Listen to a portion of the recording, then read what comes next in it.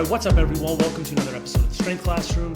Today, I have a very special guest. It's Emery, the creator, owner, CEO of the Gripedo. You guys have been giving me tons of questions about this device, and I thought, who better to answer them than the creator himself? So, welcome, Emery. How are you today? I'm doing well. Thank you for having me. It's an honor. I'm excited to be here. All right. Just I think for those of you that don't know, I have my model right here. This is what it looks like. It's basically all about training your forearms and your wrist and so many different aspects of grip. So obviously, I'm going to assume that the prototype models looked a lot different than this. I'm sure you didn't just create it and that's the finished product right away. Well, actually, it's strange. With Gripedo, it was, a lot of people don't believe this, but I was really lucky, and I just had one, it just came to me. I did one prototype, and it really didn't change, which is really strange. And it's been like 6, 7 years, and I've been trying to make new products. I'm spending hours and doing all sorts of stuff, and I can't. But with Gripedo, it was actually surprisingly super easy. But that said, um, when you look at actually how it happened, it's a result of my entire life, of my entire training, years of understanding grip training, sports. I did my master's in biomedical engineering. My master's and bachelor's in biomedical engineering, focused on biomechanics. So when you look at the overall, picture, it's a pretty much it's a summary of my overall journey. So even though it happened fast, there was a lot of things that happened in the background before getting to that. All right, cool. So I'm going to assume it was your background of sports that kind of went into wanting to develop this product.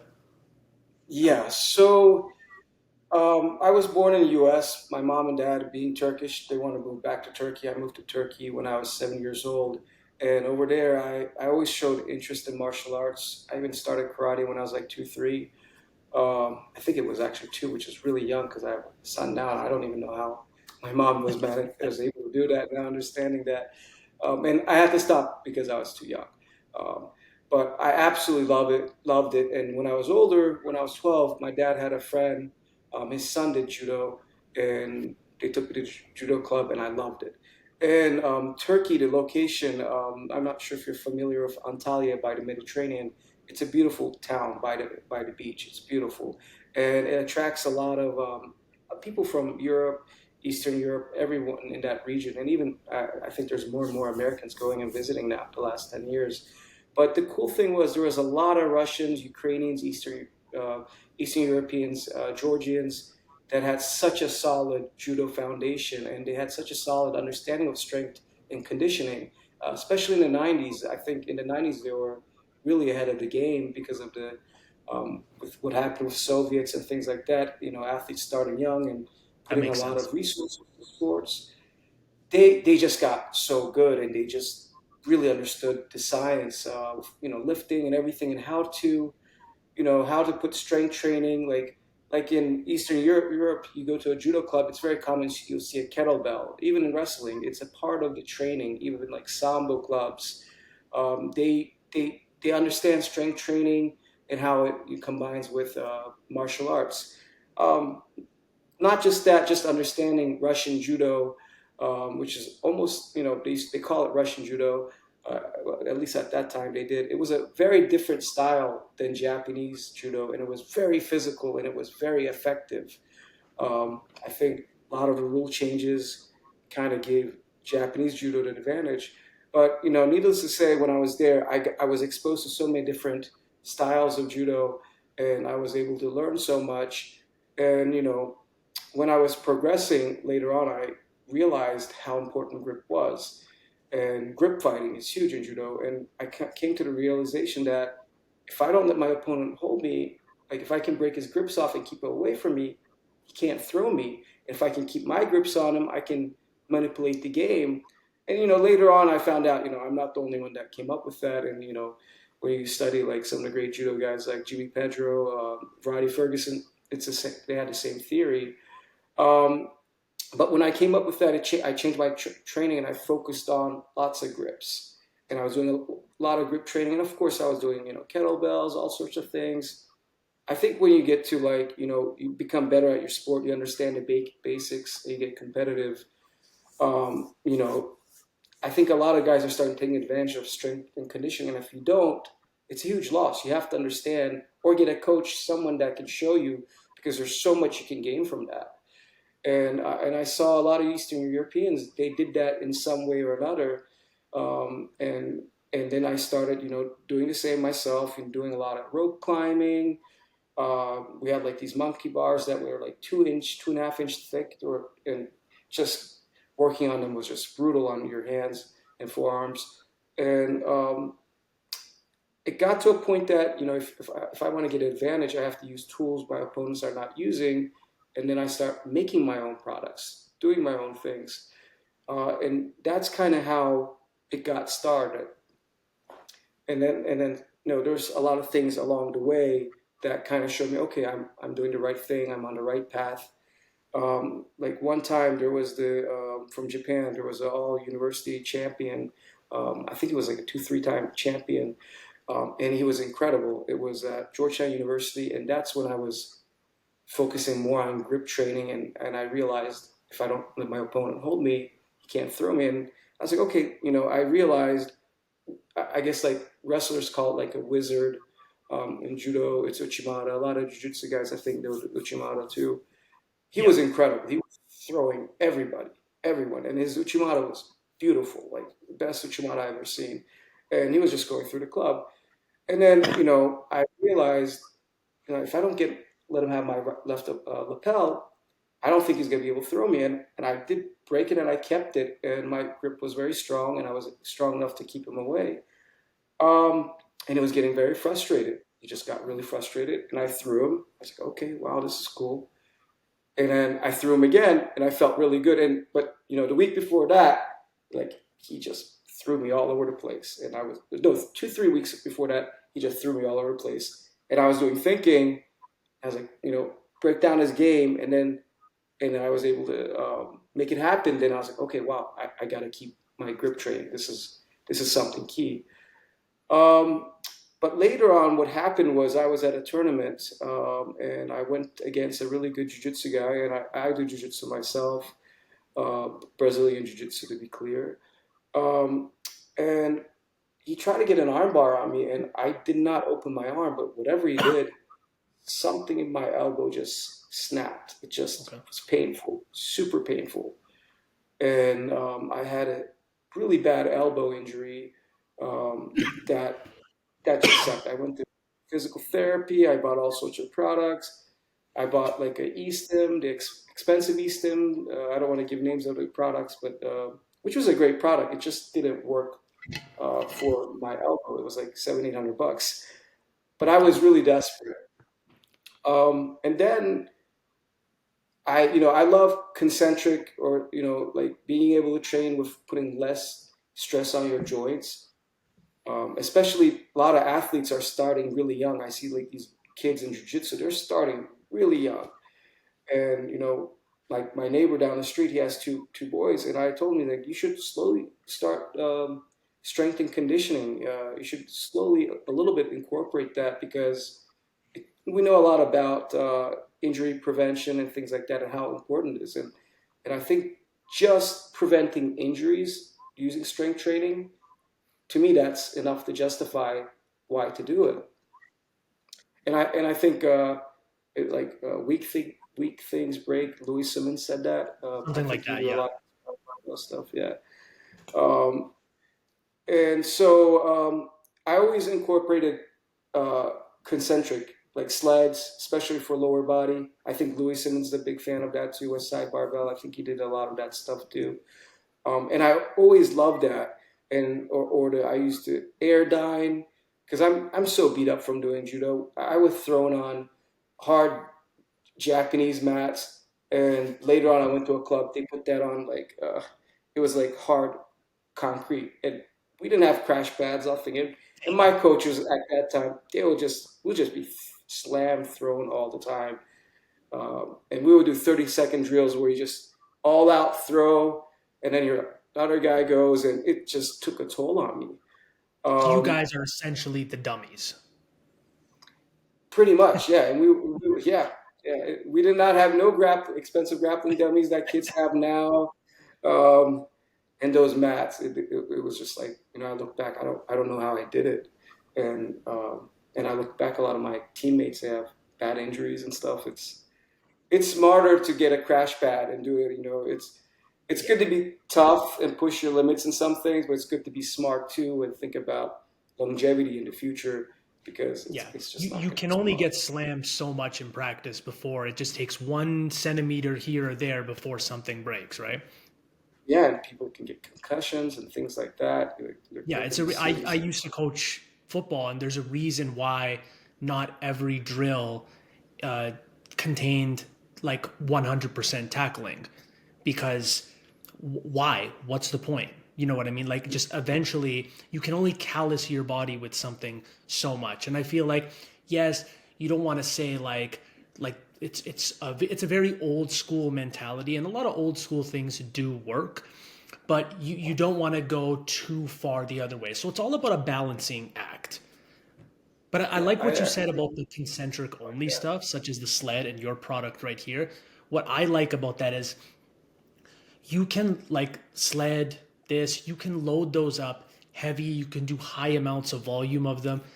And compared to other traditional exercises that do have an eccentric portion, it doesn't beat Mhm. you up as much, and it still gets you that stimulus that you want in the certain muscle groups, but it doesn't give you that soreness afterwards, like the next day. Sure, you're going to get sore as you're doing it because it's just inevitable, but it's not going to give you that effect where, like, let's say you can't train the next day or you can't grip as hard in martial arts practice the next day. So that's a big benefit I find about this.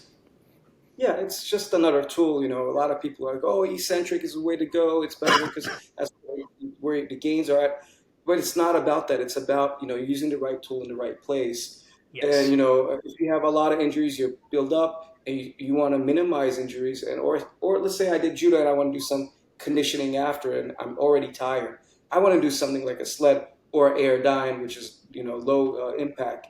I think low impact tools are very important, and they need to be put in the program at some point, and just so you're smart about it. You're not constantly beating yourself up, because we can only take so much, and there's really, I'm old school. I understand that too, but we have to we have to find a fine balance with the amount of stress we're putting. And some of these athletes that are, if you're a pitcher and you have $1 million arm, you have to be even more smarter. Like, you already Yes. made it there, and you can maintain. Why do something that can potentially? Why try to snatch a 105-pound kettlebell over and over, and try to you can have an injury, rather than you can do something that maybe you won't get the same gain, but it's less risk. Yes. And it's just ways of being smart about it, I think. It reminds me of a story I heard one time. There was a strength and conditioning coach. He was really big on box jumps. And there's nothing wrong with box jumps, but sometimes, like, there's a certain point where you're jumping too high. And it's like, Mm-hmm. why are you going to try and risk an athlete's injury for an extra inch on their Mm-hmm. box jump? If something goes wrong, you're 100%, if it's a youth athlete, you're 100% getting sued by the parents because you Mm-hmm. put them at risk of a 1 extra inch on a PR box jump. So I talk about this all the time when it comes to athletes. Yes, it's important for them to get stronger, but they don't have to get stronger within like the realm of powerlifting, essentially. So you don't have to get your football lineman to be able to deadlift 700 pounds. Like, it's got to be really important. Are they getting better at their sport? Are their measurables going up? Strength, endurance, stuff like that. And it's funny you said Louis Simmons. There's tools such as yours and the low impact tools you mentioned.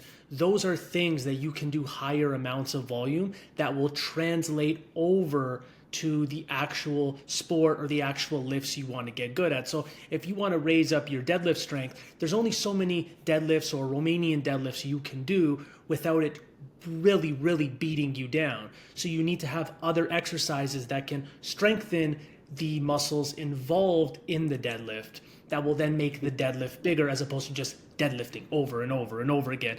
So with your product here, there's only so many like 500-pound shrugs with like no straps, let's say. So there's only so many farmer's carries you can do before you start getting like elbow tendonitis or whatever. Whereas this, it still trains you to high efficiency, but it doesn't beat you down in the way it would. Because, like you said, it is technically a low impact tool because of the lack of the eccentric portion. And it's also funny you mentioned that eccentrics are where it's at. I just had a comment today talking about I was doing sandbag rows, and he was comparing it to a barbell row and saying it's useless because there's no stretch or something, something, something. But it's like you said, every tool has to be placed in the right time in your training program. You can't just say this is what's optimal all the time, regardless of goal, regardless of exercise. So it's all about putting the right tool in the right spot for the right person. Let's be honest, because not everyone has the same goals, and that's just the way it is. There's like millions and millions of different ways you can train a person. Yeah, and the, the end goal is what's key. I think that's one thing I want to point out that you pointed out. What is it for? What's the goal? Where you're trying to get to? And the second thing is you mentioned beating up. A lot of these athletes are taking a beating at their sport, and if you're taking to the gym and having them do like stuff that's gonna beat them up more, you have to understand their recovery and everything, and look at the big picture. And also, we have to think about longevity too. Like now I'm older, the way I'm thinking about things are different. I want to be able to still lifting when I'm 60, 70 years old. And Yeah, if I want to do that, I have to adjust things now. yeah. I agree with that. You have to think of like we are cars essentially, and some parts break down sooner than others, and you want to extend the life of your engine, of your frame, of your tires, of your axles as long as you can, because like you said, I don't want to reach a part where I'm 50, 55 and be like, oh, I used to be able to deadlift, now I can't even bend over. You know what I mean? Like, no one like. Sure, I'm probably not going to be lifting. I'm definitely not going to be lifting the same amounts of weight, but I want to be able to like an 18-year-old looks at me maybe in the corner of the gym and be like, wow, that old dude's fucking awesome. You know what I mean? Like it just as Yeah, long as I can go through what I perceive to be difficult for my body at a time. And I don't want to have aches. I don't want to have pains. I don't want to be like, oh, this is an exercise I can't do anymore. I just because of, let's say, an injury. So it's all about managing the load and just the stress you're putting on your body over time. But I yeah, will say this product, I don't, to the best of my knowledge, there's nothing that even compares, in my opinion. The closest thing would be when I remember I roughly first started out when I was working at a gym is I would loop a band just around the end of the barbell and roll it up, roll it back down. But this has a much better feel, in my opinion. It is a niche product, but I don't like it when people try and replace products and say, oh, you could just do this instead. You probably can, but you're only getting 25% at best of the benefits. So, how would you say that this compares to other grip tools on the market? And you don't have to mention them by name, but just sure, how yeah, do you yeah. think this compares? Because a lot of tools are either just like crushing, or there's even those like little extender bandages, and then there's clamping, but nothing really does what this can do. And I even feel like the actual like sphere, I really don't use this to the best of its ability. I know there's more I could do with actually this part of it, other than putting it in the sand bucket and turning. But how would you say overall this compares to just competitors, not direct competitors, but just grip in general? Yeah, I appreciate your comment. That's really coming from you. It means a lot. That's really awesome. And I think athletes should still do the barbell roll up. It's a great exercise. It's awesome. And a lot of people, I think they like that, and then they want to, if they want to take it serious, sometimes they then switch over to the Gripedo. Um, I guess the thing about I first I hurt my elbow and I was going to physical therapy, and then at physical therapy they will do me a lot of supination pronation with the like hammer, like a classic exercise. I would get pain after, so that's why I came up with the SAM method. I know a lot of baseball. I'm taking a step back, giving the background so I can explain how it evolved into. what it has to answer this question. Um, so I know a lot of baseball players, and even West Side Barbell. I think Louis Simmons had exercise putting your hand in a sand bucket. Yeah. So I saw those, and then I first built it up as a tool to help me help my injury, and it was low impact. And you can put rice, and you could put sand, and then you could put like 4 or 5 inches of sand, and then slowly build it up. It, that's what first helped me able to train without pain and allowed me to compete in 2017 at US Sambo Open, which I was not going to be able to compete because of an injury. It got me to a point where I could compete, and I got to the final. And it was a tough division. We had an Olympian in our bracket. We had I think it was a world champion wrestler. I think it was from Canada, in my bracket, and I was not expecting to get to the like into the top three. I got to the final, and it was really close. Then I was looking back. I was like, wow, maybe this product. I think I need to work on it more. So once my elbow got better, I was like, how can I make this something that people can do all this, but then put weight on it and do a lot of different things, strengthen their fingers, their wrists in different directions, their elbows, even shoulder, even upper arm. And I start thinking about several things, exercises we can do, and I thought about what people are already doing. I think like a basic thing is like a lot of grip athletes, they get like blobs, which are York barbells. They cut the end and they do a lot of those, which trains the thumb.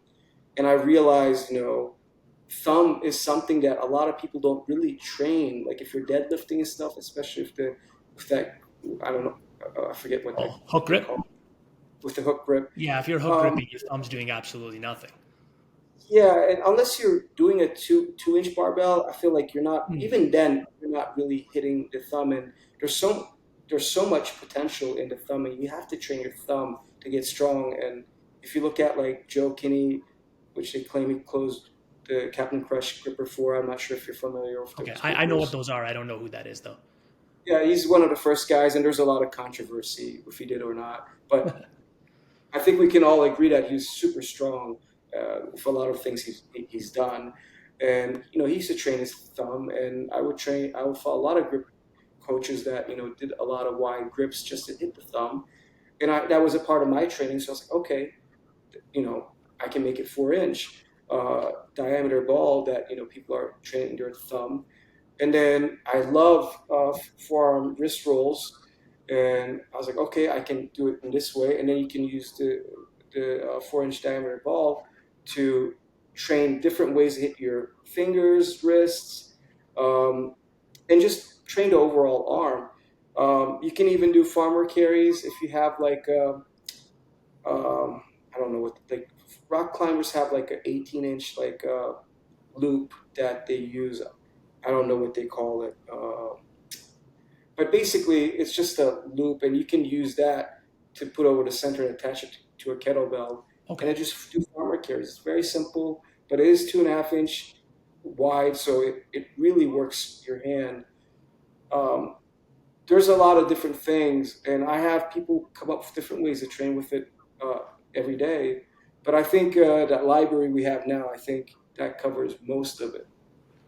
So my goal was to have it something that has low impact training ability, like sand training or the rice, which can also be used for warm up and cool down, but also, something that they can gradually add different exercises, they can add weight, and just make it something that like a full circle that you can constantly get strong. And let's say you are just using, let's say you're just using just lifting it off the ground with the 4 inch ball, right?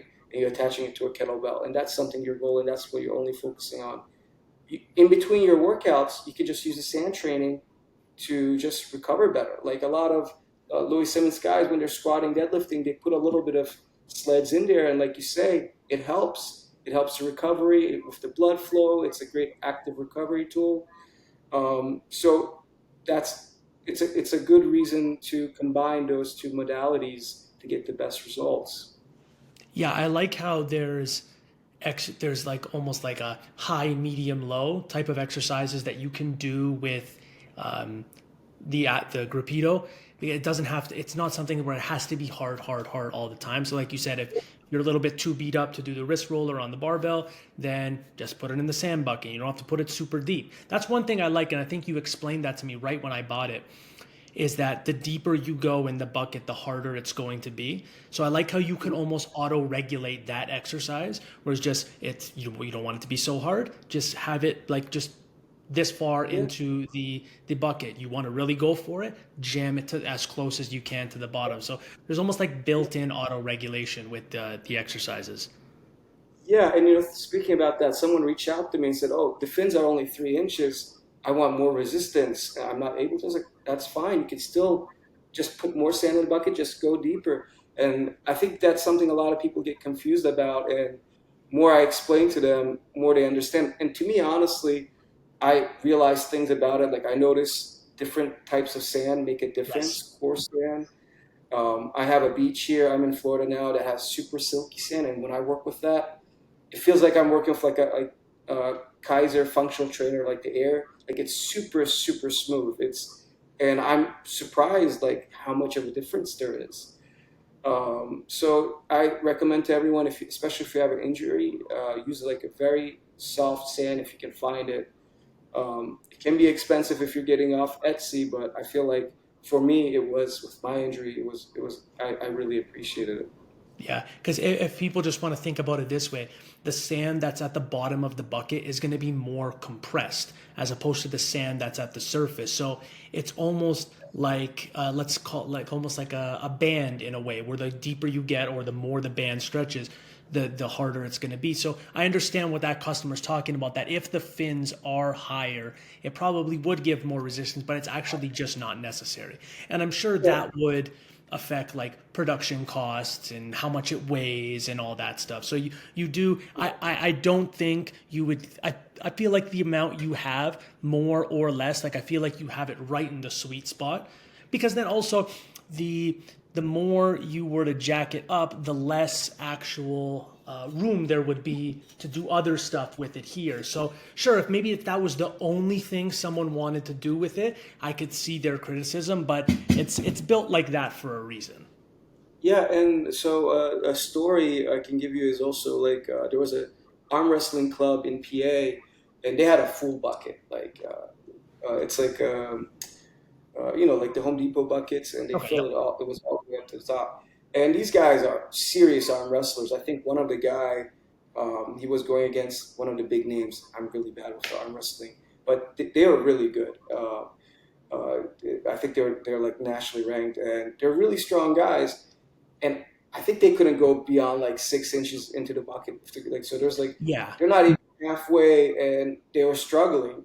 And I would like to see someone like Brian Shaw to see how like deep he can get with it. But it's more resistance than anyone humanly can use. Could need. Yeah. Exactly. There's really no reason. Like I wish I marked my best, but even I think I maybe barely got it to here. Okay, And I was and the just sand you like, use is makes a complete difference too. Like oh this. yeah, yeah. Like I was like putting my shoulder into it. Like I was really like hammering it. So, but when I have it near the top, I can easily just do like a little rehab thing where I'm just kind of simply going like this. I could probably do that for like 3 minutes straight, right? But when you get it deeper in, like you really have to like not so much like the deviation of your wrist, but even just what you have to do with your fingers, or else, especially if you're not using chalk, you just start slipping all over the place. Yeah, chalk is key, and you can use a band-aid. Sorry, not band-aid, rubber. I was getting my band-aids for my daughter earlier. A rubber band, That would and help. Yeah. just place it or some tape on the center. You can keep track on how deep you're working. Yeah, that makes And sense. that's yeah.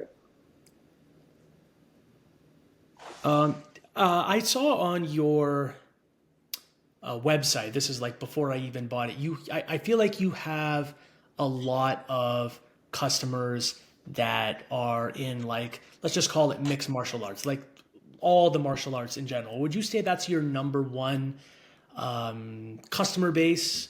Is that who it's marketed towards, or did they just happen to get it because it works for them, type of thing? Well, I think that has to do with my background too, the way I market it, and talk about it, and just knowing, and I reach out to a lot of MMA fighters and jujitsu guys because you know how it is. If you're into sport, you know the people, you know how to talk to the folks and things like that, and you connect to them better. I think that's the main reason why I've been going out to grapplers, and of course, I think a lot of jujitsu guys are definitely interested, especially when you're doing the lapel chokes and things like that. Wrist strength, grip strength is critical, and grip endurance. A lot of the best athletes, I'm surprised their grip is not really that strong, but their grip endurance is just they can last, they can go for hours, and that's impressive. And that's something very key too when you're grappling. If the lactic acid builds up and you're not able to grip anymore, like it's going to be tough. Um, and also for jujitsu, there's a lot of squeezing strength, and Yep. switching from judo to jujitsu. That was the biggest difference I noticed. Like I was really good keeping my arms out, controlling my opponent, but when you get to jujitsu, it's that squeeze endurance, and that I need to learn and get better at. And when you squeeze, depending on the grip you take, it's going to tax your arms, it's going to tax your grips, For and sure. your grips can be a limiting factor there. So I think for a lot of it helped a lot of jujitsu guys, and I think and I think it was maybe more natural to them. And a lot of jujitsu guys also have elbow issues from gripping, the gi all the time. Yes. Um, Especially jiu-jitsu uniforms, the sleeves they're so thin, and the thinner the material is, my theory is it creates more issues. A lot of even like a construction worker, if he has issues with a ham elbow issues from like repetitive hammering. My friend was a physical therapist. He told me, he's like, what they will do is they just give him a thicker handle, and all that will take the pressure off, and It that kind can of help. displaces the force type of thing. Yeah, and then I realized that too. Is like when like my left elbow is what's hurt, and that's the one that grips the sleeve. My right elbow was fine. That's the one that I gripped the lapel for years. And my Um, theory is because it's thinner, and of course the motions that you do with it is probably there's a lot of mechanical stuff. It's just a theory of mine. I might be completely wrong. I'm also a lot of people I'd agree with throw that. potentially, but also like other things is like a lot of people throw right-handed, so I'm falling on my left side, so my left shoulder is Okay, completely yeah, messed up. multiple factors. Yeah, multiple things. So I think about that stuff a lot. But it's funny. Like with this hand, my elbow pain will flare up if I'm doing thin gi carries of a kettlebell for like farmers carries. But if I do like a axle bar deadlift, it's completely fine. I don't have pain. Um, but yeah, that's sorry to get back on track. I think that's the reason why a lot of jiu-jitsu guys, MMA guys, and wrestlers got into it. We do have a lot of baseball players use it, I could and a see lot that. of those guys are, I think, two things. They're used to rice bucket exercises with their hand, and it's more natural to them. They see it as like, okay, this is something maybe can work. And I think a lot of them are just have injuries and they're desperate for a tool Yeah. to help. Um, we do have them a lot at baseball training centers, and I think a lot of baseball folks see it there and then get it. But I think yeah, it's mainly baseball, jiu-jitsu, mixed martial arts, wrestling, and and I think honestly we have a lot of lifters, just people that use kettlebells, power lifters. I think lifters just lifting heavy all the time can create injuries. It's a downside of the sport. As much as I like lifting myself, and I think a lot of guys get into lifting, they don't understand the programming, or they just go hard all the time. It just happens. It's a part of the game. So I think that's the main. Oh, we do have rock climbers. We do get a lot of rock Oh, climbers that in. makes sense. I never even that never even crossed my mind, but they have crazy good grip. You They, have to, I right? You have to. pound for pound, like not just grip, like the strongest athletes I've seen. There's one guy. I kind of I forgot his name. Ben Galper, I think, and he's getting more famous now. I think he's working with those guys, Juji Lufu and all them, and they're Okay, that making makes sense. more. And he's, but when I met him, his account was like 2,000 maybe, and a lot of people didn't know him. But he's a rock climber and he's super strong. And I reached out to him. We start talking. I sent him one, but that guy's like 155 pounds, and he's just so strong. He lifts like an inch dumbbell like nothing, and just Wow. I saw him did like a pull up with a tractor tire attached to him. It's insane how strong this guy is. But Wow. I see that with these like really good rock climbers. Their upper body is just incredibly strong, and I think yeah, a lot grip can be a limiting factor. It comes into play.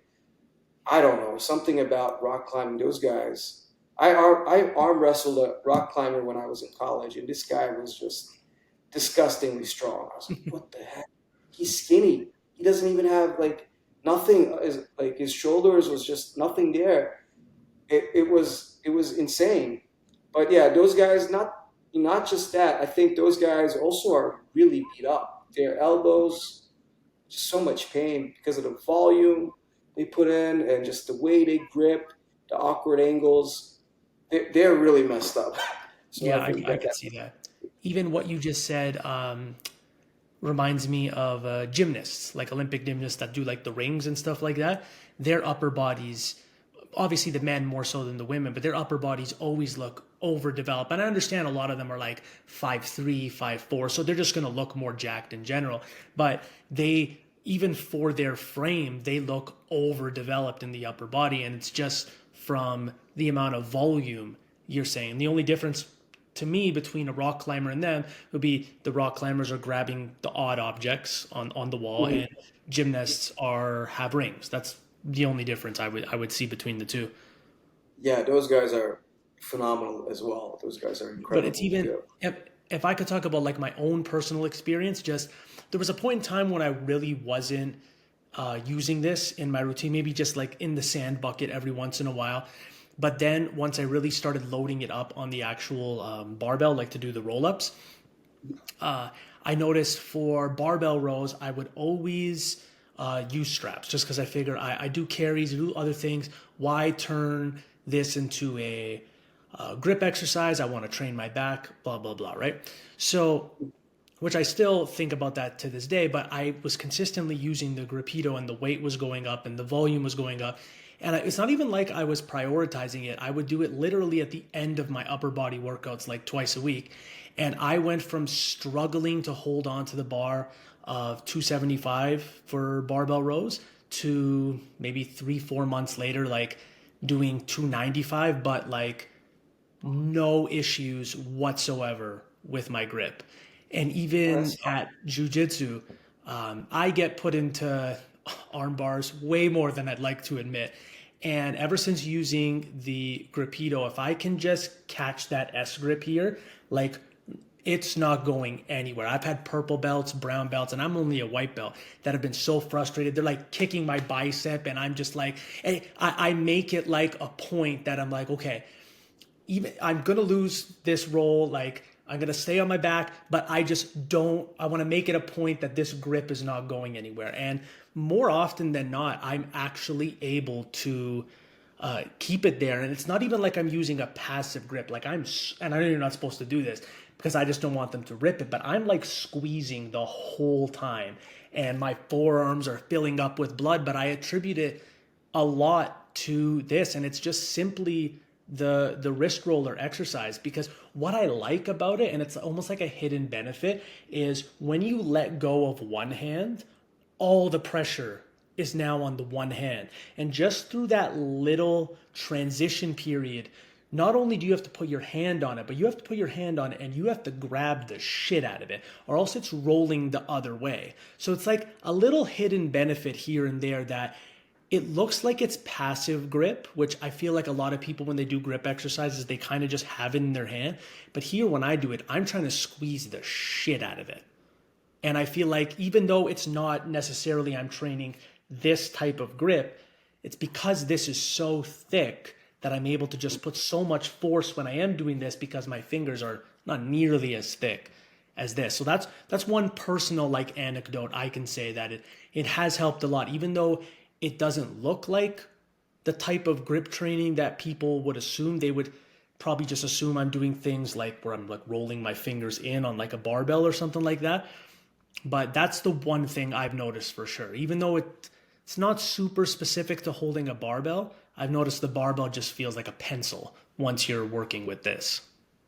Yeah, that's awesome. That's really, really No, no, cool. That's it's very, definitely something I've noticed. Like people are so frustrated with my grip sometimes, and it's like really that's the only thing I have. I tell people, I go, listen, I have a strong neck, I have strong grip, I have no technique, so those are the only things that help me right now. yeah. Do you have Hopefully, any visions for the future on how to like maybe new products? I see you have like this is. Would you say this is the standard model? Am I getting that correct? Like this is that's a standard okay. I model. notice you have like a lighter weight one that it's only for the sand. Yes, we have a Gripedo light one. That's a 3 inch diameter, and I really like that one too. It's a little bit different. You feel it more in your upper arm too. Okay.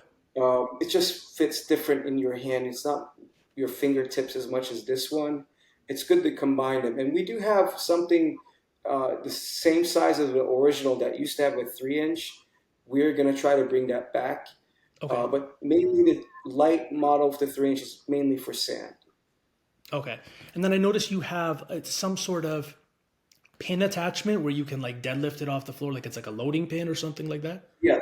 So that's one thing you can use to put attached plates. We have a short deadlift converter. It's basically like a loading pin that pretty much has it accepts the hitch pin of the Grupedo, so you can pretty much put a plate on it, and that's super fun to lift because unless you do it, you don't understand. Because when you have the plates on the bottom, it kind of wants to rotate.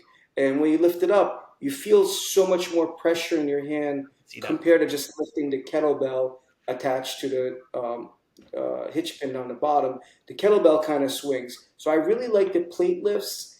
We don't make the deadlift converter anymore. I plan to bring that back hopefully by summer or end of summer.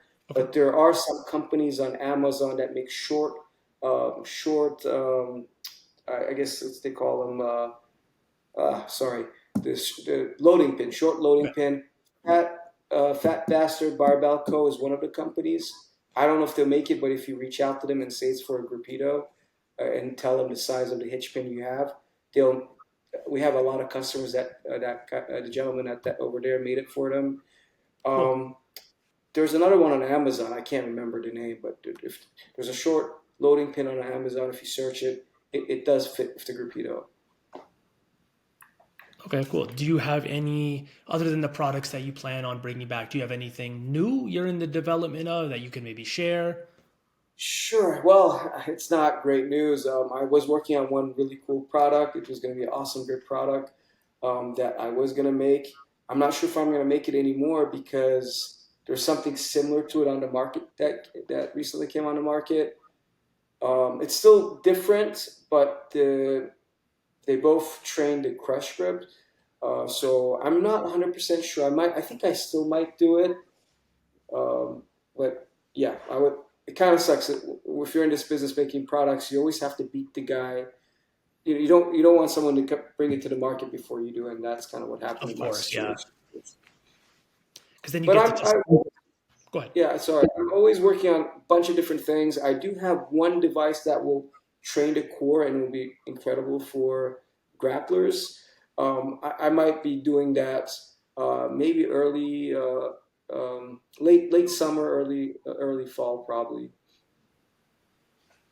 Okay, cool, cool. I have to like prioritize the projects and things I'm working on right now, Yeah, and no, you can't do everything at once. It's a really struggle. You challenge. have to, like you said, prioritize things.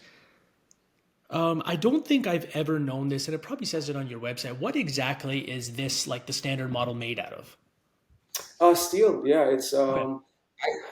there's like different numbers. I forget which one it is. I don't think we need to go into that detail, but No, no. the But it's just fins steel. are 3 by 1, uh, 3 by 1 inch. The thickness of the fins are 0.25, quarter inch.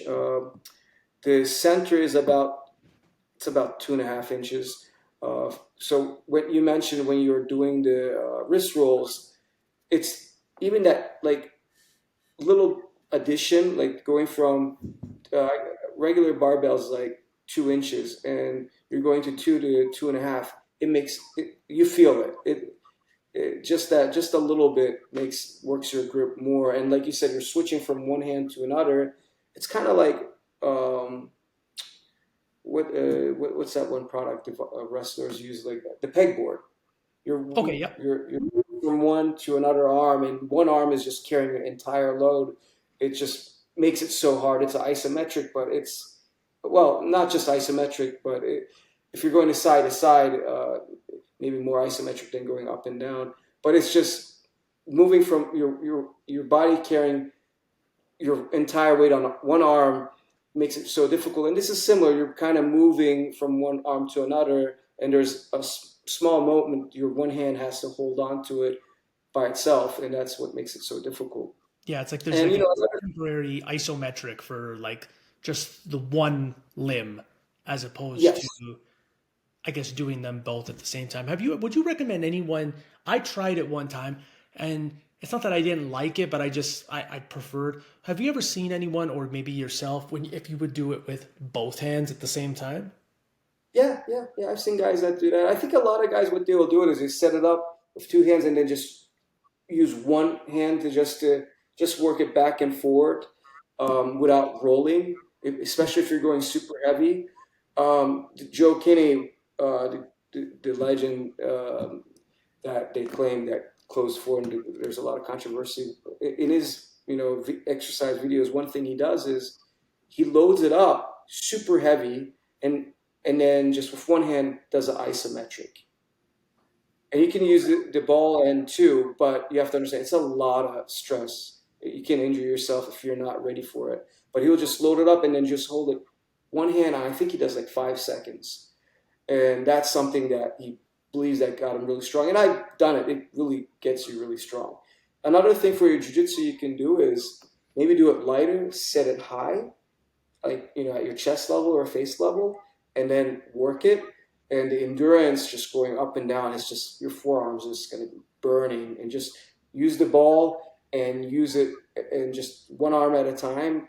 And of course, the other hand has to be on the barbell, and you're with one hand on the 4 inch ball. It's just going to train your wrist, and it's just going to be painful. And that, building that, tolerance to lactic acid and that pain, and you can last longer in jiu-jitsu, I think it will help you a lot. Another thing is just doing the crab walks. I don't know if you did those, just one hand, super light, keep it low. That's another great one. And in jiu-jitsu, you put your hand on the mat, you do the crab walks. So it's similar to that.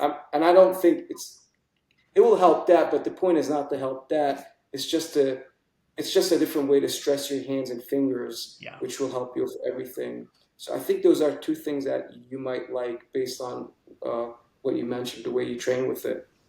Because when people think of grip, I think or just even, they think it's connected to forearms, which it is in a sense. But I feel like because using this, your hand is a bit more open. I actually feel like the muscles, and I don't know what any of them are called, the muscles of the hands are actually working a lot more, especially the ones that cross over from the hand over to like the wrist area. And I feel like when you mentioned something about people like go too hard. And I feel like because everyone just feels, especially younger guys, they think everything has to be this big basic movement.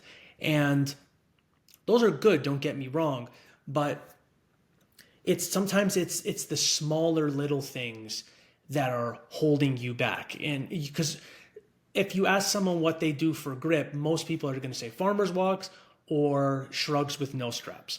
At least that's what I did. And it's just, there's so much more. That's just literally keeping your hands closed. Whereas with this, you turn, it's I can't remember what it's called, like radial or ulna deviation of your hands. Yes. There's the extension, the flexion. It's all the different movement patterns that go a long way with training just the muscles that kind of connect into your elbow. So it doesn't surprise me that a lot of baseball players use this. just for the fact that if you ask most people, like, how do you strengthen your elbows? And they're not entirely wrong, but it's like tricep extensions or hammer curls. But what happens when that doesn't work? It's just like when you were talking about your physical therapy with your elbow. There has to be a point when it's like, okay, this isn't working. I need another solution, clearly. Because unless you've completely shattered bones and have catastrophic injuries, I feel like there's a solution for almost every nagging injury. You just have to find what movement pattern, where you want to get the blood in, or maybe something's blocked, or just, you know what I'm trying to say? Like there's something that can help. And this is going to be one of those products that it's not the first thing that's going to come to your mind, but it could easily help someone with elbow and even your shoulder, I would say, because when you're moving these things, your shoulder, it's not going to be a prime mover or even a stabilizer in a way, but just it's low on the totem pole, but it gets involved there, especially if you're doing the rice bucket thing when you're like on top of it. I do notice the shoulder gets in there quite a bit. Speaking Yeah. of, that was the first I came across your product. I think I saw Gilbert Burns was using it, the UFC fighter. And then I saw Phil Daru and all these guys. And I was like, and I had like just gotten into jujitsu. I think it was like my first month. And I was like, let me take a look at this thing. And then I was just like, let me order it. It looks cool. It's not that expensive, but I'm like, it looks cool. I have all sorts of gadgets downstairs and I definitely don't regret buying it at all. And it's just recently, maybe because I've been filming more videos, I've been getting a lot of comments about it. And like I said before, who better to instead of just me making a video about my experience, who better than you? It's almost like it's a commercial for you, essentially, right? It's like some of the stuff you've told me, I never would have been able to put in the video. So it's just better hearing it actually from you. But can you describe maybe a story or a what are those called? Like customer feedback from someone that made you go like, damn, like I have something here. Like this is a product that I want to kind of go all in with. Well, there's there's a couple. Yeah, it's I'm trying to like pinpoint it down to one, and it's tough.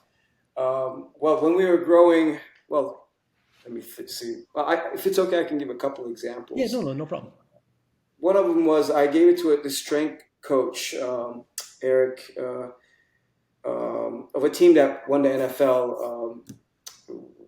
They won the Stanley Cup, and and I gave it to the strength coach, and he wasn't sure if he was going to use it or not, and he was being really nice about it.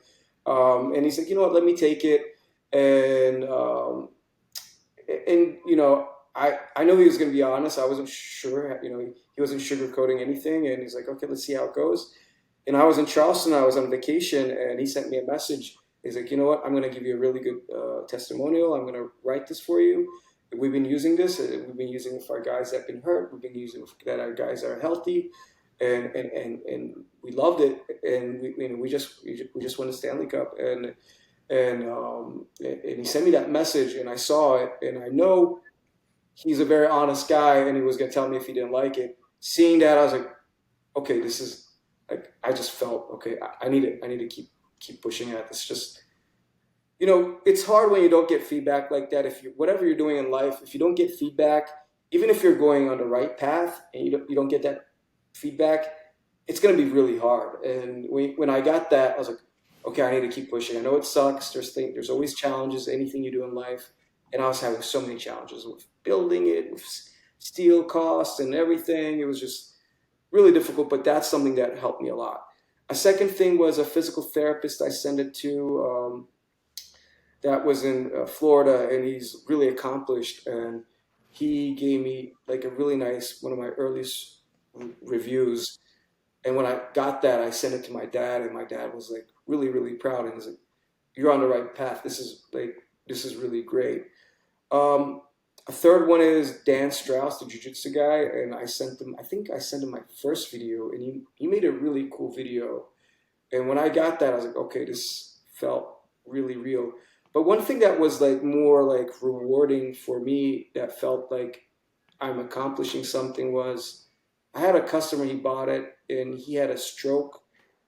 He was a knife maker and he couldn't use his he couldn't use his limbs, of course, after the stroke. And obviously that's very important for him to do his job and put bread on the table. Um, I didn't know his story. He just bought it, and then he made a post about it. And honestly, if he reached out telling me, I would have given him a free one. Um, but then he made the post and he explained how he's able to get back to his job and he's able to use his hands again, and and he said how using the product helped him. To me, that was so rewarding. And when things go tough, I try to think about that. The folks like that were able to gain so much from it. So I think those are like the main things.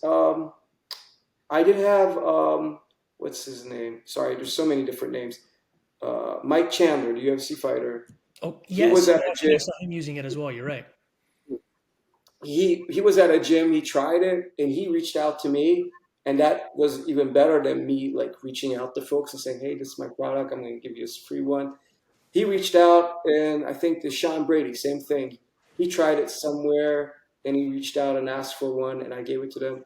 To me, those were like, okay, like I'm on the right path. I need to, because when it's your product, it's you and you love it, and then people around you that are close to you, your friends, even the ones that they're honest, you still question it. You still like you're seeing it from your point of view, and it's always good to have different types of feedback. Without you, if I think you get what I'm saying. I think Of course, you yeah. understand what I mean.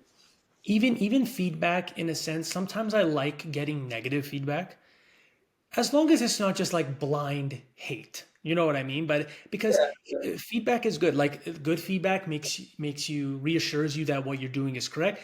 And if someone gives you negative feedback, it's like, okay, this is what I can change to make it better. hmm I feel like too many people associate negative feedback with just being bad, like you're doing something wrong.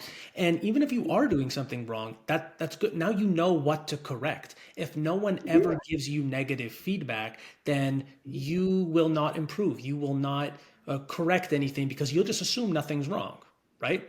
yeah, It's yeah. even It's great to not be emotional and take feedback's feedback and just adjust. One thing I talk about is archery. You miss it. What I love archery, and you just correct it and don't be know how to emotional adjust about your it. next shot. If you look at it in a logical way, and of course it's hard, especially if it's your baby, you invest a lot in it and things like that. But that's the only way it's going to really work, and that's the only way you're going to succeed. And that's why I made the Gripedo light, because it was hard for kids, it was hard for ladies that have smaller hands, or even guys that had trouble.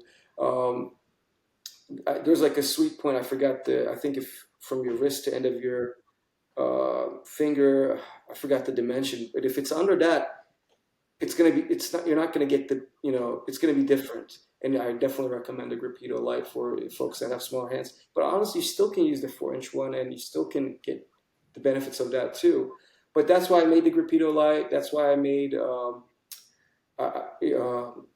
the regular one with the 3-inch handle, and which I'm gonna try to bring back. So I adjusted things, and luckily I got some of the feedback before I finalized my patents, which was great. Because if you finalize everything and you get feedback, and it's gonna be tough with changing your Yeah. patents. So it sucks. But it's a good decision to make the Grapedo light because you don't want someone to buy it and then they already have this huge like barrier to entry and they can barely use the product. You want someone to grab it and be able to use it right away, not have to work up to it. Because then it's like, what's the point? I bought it now. So that's actually a really good decision that you have. Almost, it's good that you have like an indicator what you just said, even if you don't know the measurements that of you can kind of measure your hand and be like, okay, that one's probably not for me. I'll get the light, or vice versa. I'll just get whichever one if my hand's big enough. But it's really good. I think when I was buying it, I was kind of confused onto why there was the light, and I'm like, I don't have the biggest hands in the world, but I don't think my hands are super small. I should be fine with Yeah. the standard model. Yeah, I need to do a better job with putting that on the website. I usually explain it to when people they reach out. Um, But yeah, we need to really do a better job putting that Yeah, on if our you website. almost made a like I know whenever I'm buying shorts or something on Amazon or rash guards or whatever it is, if you can almost do like what they do for sizing and you could just say like measure your hand from here to here, this is the model that's probably appropriate for you. I think if someone's ever been like dissuaded because they're not sure which one to buy, I think that'll probably get a lot of people to actually pull the trigger on that. That's probably a Yeah, good idea. that's a great idea. Yep, that's something we need to incorporate. Um, so what, how would Especially, you uh, like recommend someone just pick whatever exercise is your favorite with the Gripedo? How would you recommend someone progresses on that other than let's say weight? Let's say they only have a 45-pound kettlebell. That's all they have. I know that's maybe a little bit unrealistic, but let's say that's all they have. What are some ways they can progress without having to add more weight? Well, how could they make it more challenging? you do grips you use. You can first start with the regular the center wrist extension flexion, and then you can start using the ball with one hand and working that. You can change the height of the barbell, have it high so it's longer distance. It's going to be painful. You can try to do it slower. You can do crab walks with one hand if you're strong enough. 45 pounds might be a little too much. Um, those are things you can do. I guess you can hold it for longer if you're doing like carries, if you're like using the center piece and let's say using a rope sideways so the center is parallel to the ground and you're doing Yeah, like I've tried that. farmer's carries.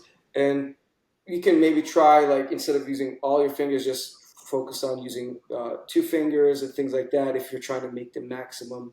I do that sometimes when I don't want to change the weight.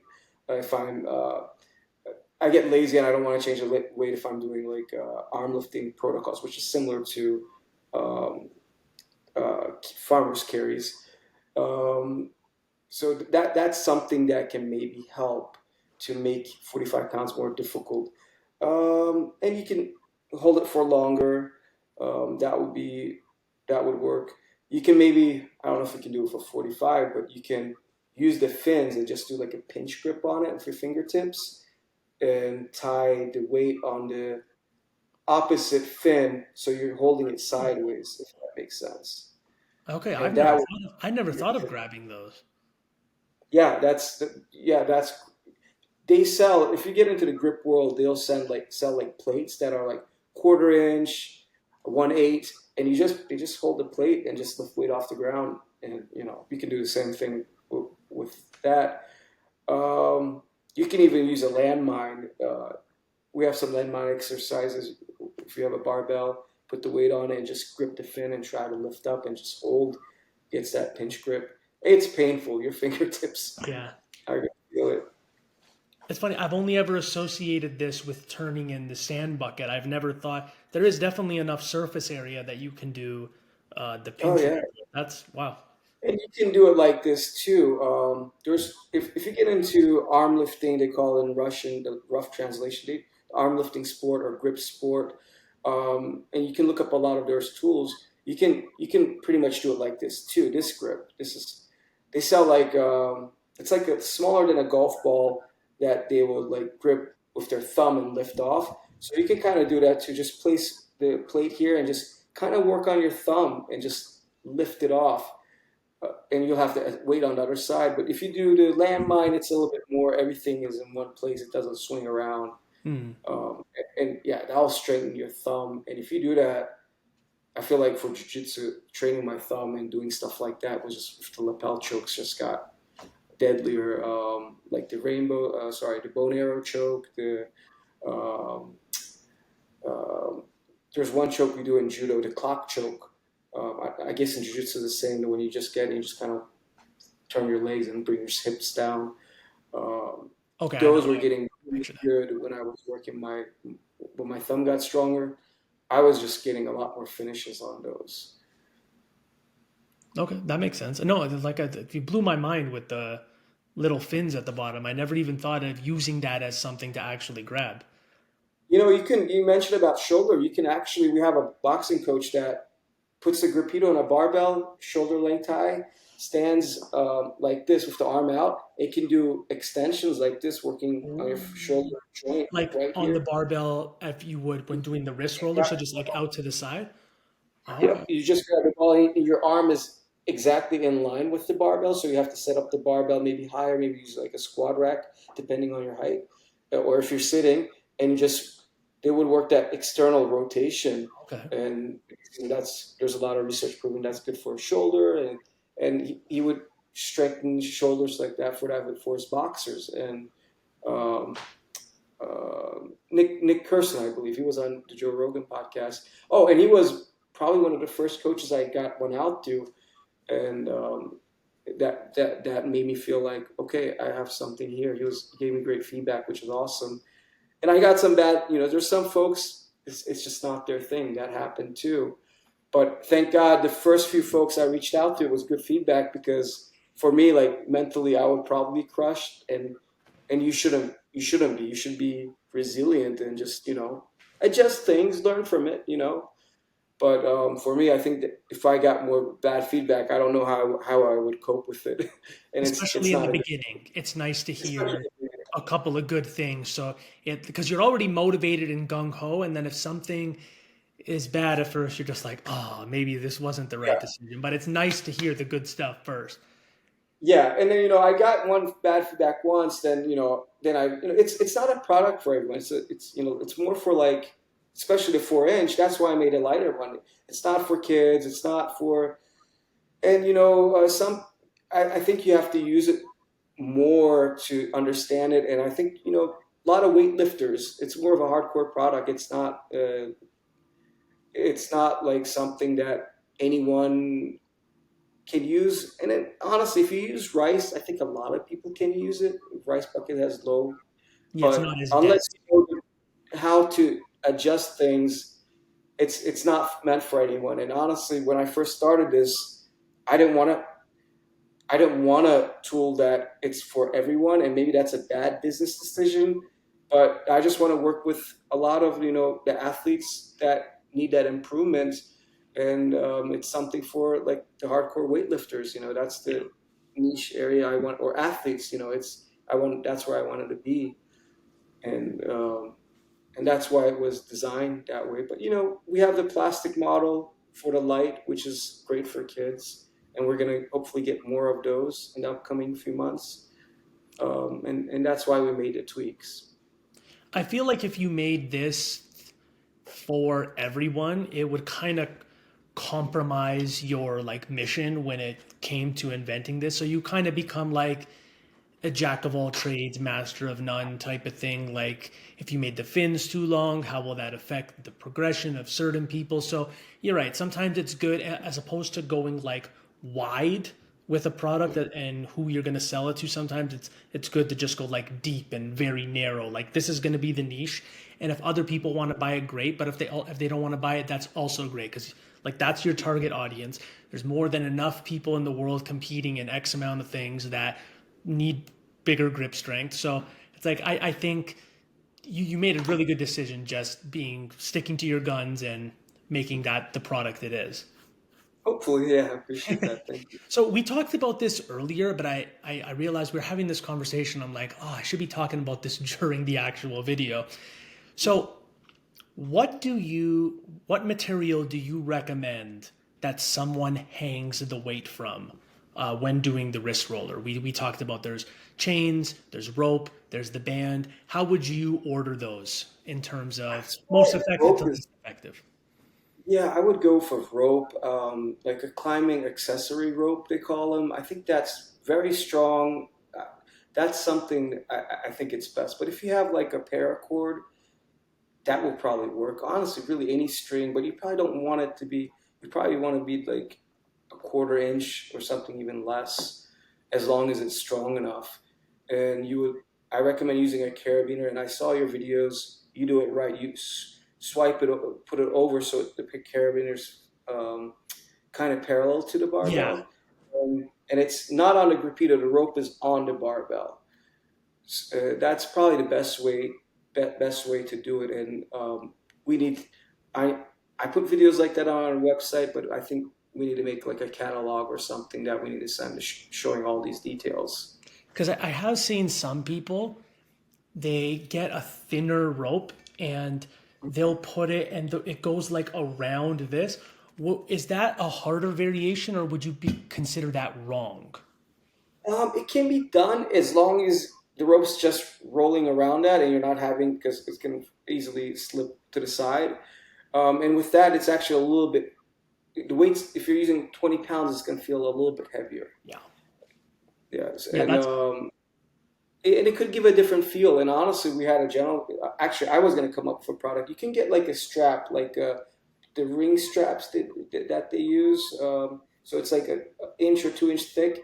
I was gonna make it a way that it only that strap rolls onto that, and there's ways of setting that up.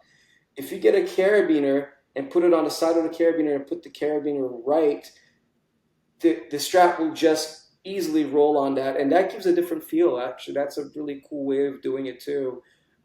I really like that, and I didn't, now talking about that, maybe I need to focus on that. It's just you just have to get a strap that it's a little bit of work, and I think maybe that's why I didn't focus on it too much. But that's if you want to try it, it's a great way of doing it. because I will I need to. say the rope that you, I didn't get the exact rope you recommended, but I got it in the category like it was like climbing rope or whatever. And what I like about that specifically is the knot it already did like, I guess it's called an eye bolt knot or whatever. Like it was already on both sides. So it's really easy to set up. I just get the kettlebell, feed it through, and then it's already like cinched in. I don't have to worry about tying a super steady knot. And like you're working out, who wants to like sit there and tie a knot, right? And then you're going up and boom, it breaks or the knot comes undone. So that's one thing I'd recommend to people because like we spoke about, I did originally use a chain and it was harder, but I don't think it was harder in a good way. I think it was just harder for the sake of being harder. And then every once in a while, I'd be like, there'd be this huge amount of resistance to overcome. And then I just feel ching because it was like the links were getting caught. So I used to think, oh yeah, whatever you hang it from is fine. You just need something to connect to the kettlebell. But rope 100% of the way. I tried it with a band, and then when the band didn't work, I was like, let me just go buy that rope. He recommended me that one time because it wasn't even that expensive, but it's definitely made it a lot easier. I was telling you earlier, and I'll say it for the people watching, that the 63-pound kettlebell used to be my like heavyweight that I would used to use. And now I don't want to say easily, but I can use the 106-pound kettlebell. And the only thing limiting me is that it's now heavy as shit. Not because the chains are bunching up or there's any type of like mechanical disadvantage. It's just solely because it's heavy, which is what you want from that exercise at the end of the day. But rope, 100%. Awesome. I'm happy to hear that. Yeah, 106 is 105 is no joke. That's serious amount of weight to be doing that exercise. Yeah, and You I know, actually go ahead. one thing, you could probably, I never tried, but you could probably just attach that string to a chain. The chain is not going to roll onto the barbell, just come up. But when the chain's coming up, it feels heavier and heavier.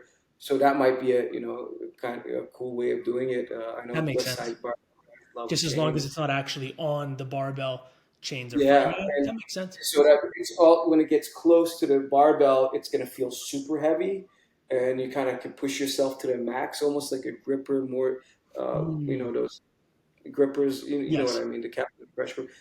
Closer you get, it's just phenomenally hard.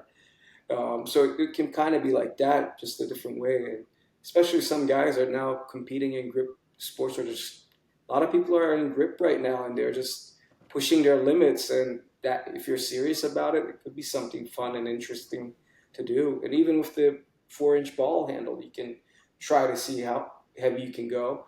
Just try not to get injured and make sure you're warmed up well, because when you push like that, it can cause injuries. I wouldn't do it all the time. I feel the And it's increase. funny. Go ahead. It's funny. I know guys that I guess it's genetic. They will do stuff like that all the time, and they just don't get injured, and it's so annoying to me. Like, I think it's just genetic, or I don't know if they're doing something else, right? Going into a sauna or jacuzzi every day and getting massages. I don't know. It's just, to me, it's strange how some folks I know can get away with it. I feel like you said a lot of people are getting into grip stuff. I feel like it's about just a hypothesis of mine. The rise in popularity of like competitive arm wrestling, I feel like might have something to do with that. Just because you look at the exercises that arm wrestlers would do, and then people think to themselves, I'm not exactly going to compete in competitive arm wrestling, but maybe I'm a power lifter or I'm a martial artist, and I can tell that getting bigger forearms and stronger grip will carry over to my goals. So that's something I've always had in the back of my head. I think it was around COVID times was when I first started seeing a lot of competitive arm wrestling. Like they went out to like Dubai and had like these big events or something like that. And that's when I started noticing non-arm wrestling channels and Instagram pages having like grip specific exercises, where it's before it was like, oh, if you want to increase your grip strength, just put a fat grip while you do curls or something like that, which there's nothing wrong with that. But it's like you're just adding another element to an exercise that's not really a grip exercise, but it's going to hit your grip hard. Whereas products like this, they're specific for training your grip, your forearms, your hands, etc. Yeah, that's. I think you're on. Definitely, I think you're onto something with that.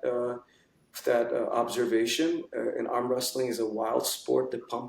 It's very addicting. These guys are so passionate about it, and they don't even. I don't think a lot of them make a lot of money, but they go all in with everything, their decisions Yeah. in their life to compete, and the sacrifices they make. I think like early on, jiu-jitsu is still in its early phases, but I think now you can be a professional before you couldn't do Oh yeah. that, and still when early on, people were just so obsessed with it and quitting their jobs or switching to halftime just so they can. I know guys that moved to come train with Pedro Sauer, and I'm like, wow, to me this is wild. You're changing your entire life just to come train.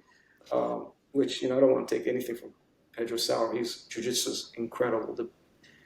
It was mind blowing to me how great he taught jiu-jitsu. Um, um, but yeah, I think you're onto something with that. And actually, that reminds me, we get a lot of arm wrestlers buy our product because top roll, they call it. When they hear, they try to turn like that.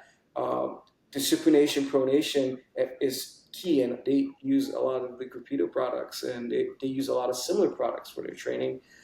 But that's definitely something that helps them. And I think, yeah, that's one of the reasons. And arm wrestling did blow up, and I think the like Grip Genie, founded by I guess Truji Mufu, those guys I think were interested in grip, and they looked. Oh, there's already something called grip sport and arm lifting, and they looked and they kind of got into that. And I guess they liked it, something about them liking it, and they saw that something they can monetize, and they already have a huge following, and they just started making simple grip products, simple ones, but they make them, and they have great tools, great products. I buy them all the time, and they just blew up, and I think they just brought a lot of popularity. But I think it's also like, the fitness world blew up, and, the last 10, 15 years with Instagram and stuff, people trying to be healthy. And there's jujitsu blew up. A lot of guys went into jujitsu, and it's growing like crazy. And with Joe Rogan sponsoring it, and those guys, they really like the group training, understanding how it's useful for them.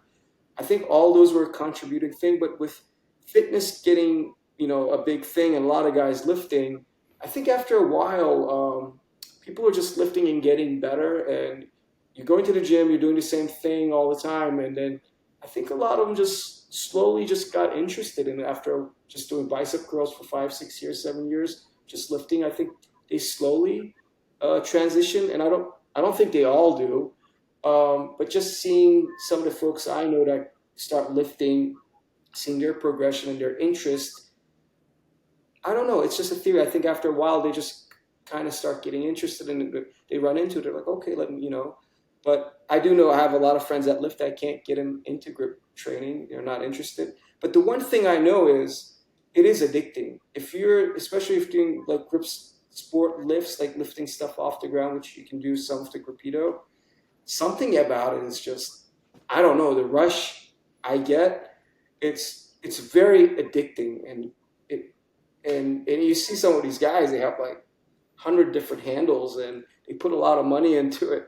Um, so I think, yeah, that factor about it too, you just something about training your grip is, um, I don't know. I find it very addicting, and I've been doing, and I kind of start once I start training, I kind of got more and more into it. But then a lot of people get injured too with elbow injuries because they go all out, they get all the grippers, and they're just going crazy trying to close the grippers and stuff. But yeah, I think arm wrestling getting big is definitely a big component of it. Those guys, the passion they bring, and they're just so jacked, and everybody wants to, look like them too. They're just phenomenal, those guys. Yeah, well, even watching like competitive arm wrestling, it reminds me a lot of like maybe early UFC days, WWE, where like everyone's like these big personalities and they're like talking shit to each other Oh between rounds yeah, or whatever it's called, and it's like like, it just feels like something. I guess the right word for it would be like almost like underground. Like it's not polished. It doesn't seem professional. It seems very oh yeah. rugged. And I feel like Mm. that's the draw. It seems like it's this like circus freak show, these guys with massive forearms just fighting with their hands. Like it's just where else are you gonna see people kind of basing their whole lives around, let's be honest, something as silly as just fighting with your hands, but there's like this whole world around it now. And I feel like COVID, it really blew up around that time. I saw a little bit beforehand, but not to the extent that it was around COVID. Like when I saw the, I think it was Devin Larratt and Michael Todd in Yeah, Dubai, and like yeah. there was entrances, there was the girls carrying around the round thing like it was boxing. I'm like, this is a spectacle now. It's not just some sideshow thing. Like this is an event, and I definitely think that's where the like explosion of different grip training came into uh, Yeah, came into yeah, play. and I think Laird made the sport really big too, with the way he talks trash and the way he does stuff. Kind of like Conor McGregor brought a lot of people to MMA, just the way with his personality. Yeah, that guy is phenomenal, and he makes it so much more entertaining when he just pisses people off and Yeah, just gets into their head, and he's just so good with getting in people's head. The psychological warfare is insane. Not to take away how talented he is, he's just incredible. And yeah, these people are so passionate about the sport, and it's a different type of crowd. It's a very rough crowd, some of them, and just the way they do things, they're very cutthroat about stuff, and just it's just different. Yeah, and like I was talking to a guy in PA that's an arm wrestling club, and he wanted some repeaters. Like, he's just telling me to send it to him. Just send it to me, and like not even please, nothing, thank you. I was like, I'm like, what the heck? I don't know this guy anything. But then understanding the sport and how these guys are, I start, not taking it personally. It's just they're just very different, and they're very direct. It's a different yeah, crowd than for sure. jiu-jitsu. Jiu-jitsu guys are so laid back, and well, it depends on where the Yeah. clubs you go to. But there's a lot of very welcoming, very nice clubs, which is why I love jiu-jitsu. It's awesome. It's one thing I really like about it. All right, that's pretty much all the questions I have. You did a lot of good stuff we talked about. What I ask people, if you can just give some form of closing message for people that are watching, whether it's about your program, about your product, about yourself, just a message you have for the world. Now's your time to talk. Yeah, sure. I appreciate it. Whatever, your folks are doing, entrepreneurs out there and athletes or whatever, whatever your goal is. One thing I realize, I'll just share from my experience, as an athlete, as an entrepreneur trying to get to somewhere building a business. I'll just give some advice. And one thing is just never giving up. And, that's very simple, but there's a lot more to it, because when you don't give up, uh, consistency comes into play, and consistency, just showing up, is so powerful, because you're just getting better. You're just improving. So I think just never give up and push hard. One thing that helped me in my life journey that was huge to me, my friend told me a story. And honestly, I never looked it up. I'm not even sure if it's true or not. He told me there's a famous Stanford study. I don't know if you know. They make half the class prisoners, half the class guards, and then the ones that were guards, they're abusing the prisoners, and they had to stop the study. Right? It's very famous. So they're like, oh, if you have power, you're gonna abuse and stuff like that. But my friend was telling me one day, he's like, one thing people don't point out is that they told all the prisoners, if you want to go home, all you have to say is, I want to go home. You can leave. But none of these prisoners said, I want to go home during the study. And he was like telling me that when people think they're in a bad situation or a victim or the odds are against them, their nature is to think negative. Their nature is to, you don't think a way out. And when he told me, I was like, wow, that's wild. So, and because I saw the study a little bit, and it was tough for these folks. They had to stop it, and it really made me realize the human nature of thinking. If you think if you have a hand dealt to you that's bad, or you're a victim, or this and that, it's very difficult to be positive and find a way out. So I recommend, if whatever you're doing in life, try to be positive and try to understand, it's human nature to kind of be more negative and not see that way out, and never lose hope.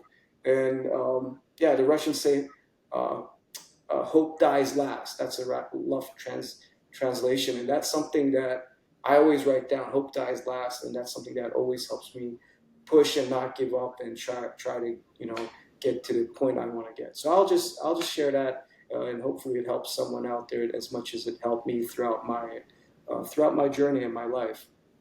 That's a great message. I think a lot of people are in their own little imaginary, I'll use your word, like prisons, and they just, that I never heard of that study. I thought you were going to talk about the one that's like blue eye, brown eye, and they treated each other bad or whatever, but that's much more compelling to listen to because, like you said, they could leave anytime they want. And it's just like, if you think you were dealt a bad hand, just, try and do better, try and get yourself out of that situation. I think people, and even myself included sometimes, people don't realize that everything bad in our lives sometimes is our fault, but everything good in our lives is our fault too. So how did we get the good? Obviously through something. So we realize, sure, we have all the problems, but we also have all the answers as well. So if you could Yeah, just never give up, I like that. Hope dies last. That's a great message. yeah. Hope dies last. That's something I was exposed to black mold, and I got really really sick, almost died, and that's something that kind of helped me push through. And then after I came over that, I was like, I kept going, and that's something that felt very strong for me to keep pushing. Nice, nice. All right, everyone. I hope you enjoyed this video. Go out there, get yourself a Gripedo. Um, I was not sent this. I bought this with my own money. This is not, I'm not being paid to make this video. This is actually just a product that I believe in. Any product you see I use, it's just because I have my stamp of approval on it, and you can see I use it in my workout videos. I'm not being told to promote this. This is a great product.